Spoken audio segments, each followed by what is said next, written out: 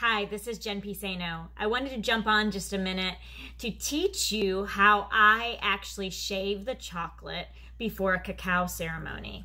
So this is how it would come in if you order cacao directly from Keats Cacao or with me with my link so you get a little discount. This is how it comes, okay? The packaging is a little tricky in itself to get into. They do a really good job wrapping this up nicely so that the chocolate is preserved. So I'm using a serrated knife. Please be careful if you do this at home.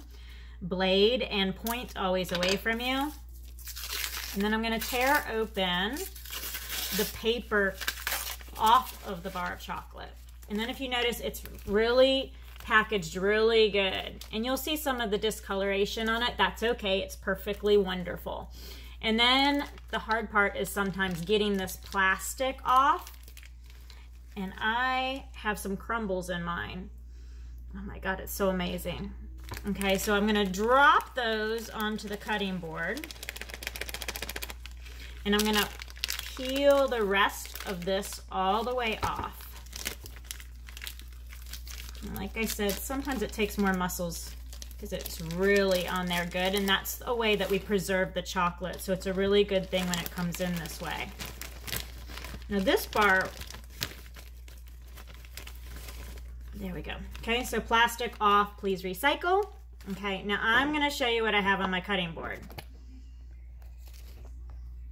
Okay, so here is little nooks and nuggets of food for the gods.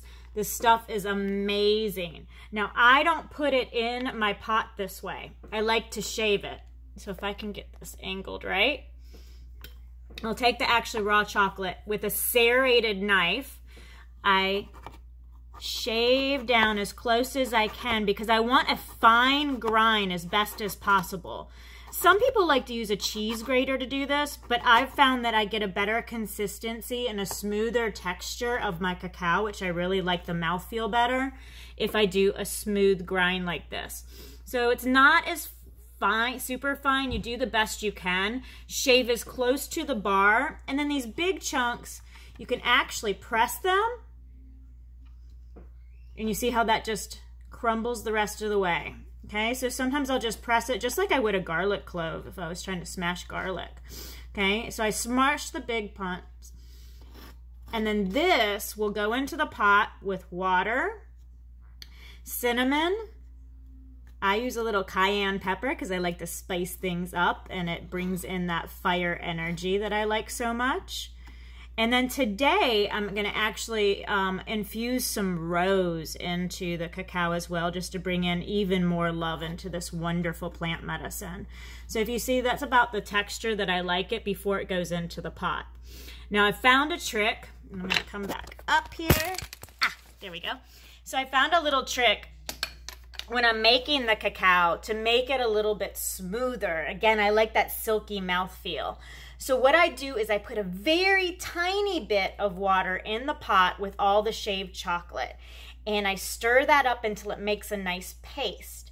After I have a good consistency, smooth paste, then I add the rest of the liquid.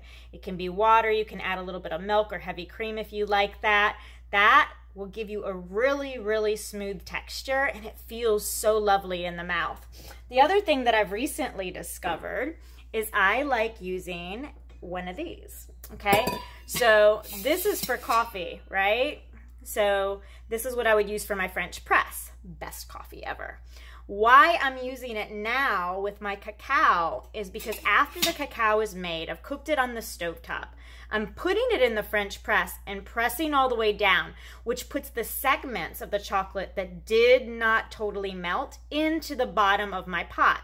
What I've found is then I can use that and make another batch of cacao, adding some more cacao to it, but also, again, it enhances that mouthfeel because we don't have the grittiness of what's left over in the bottom. So try that at home. Let me know how it works. I've got recipes on my website at www.gypsymooninc.com. Just check out the blog. Thanks so much, and I'll see you soon.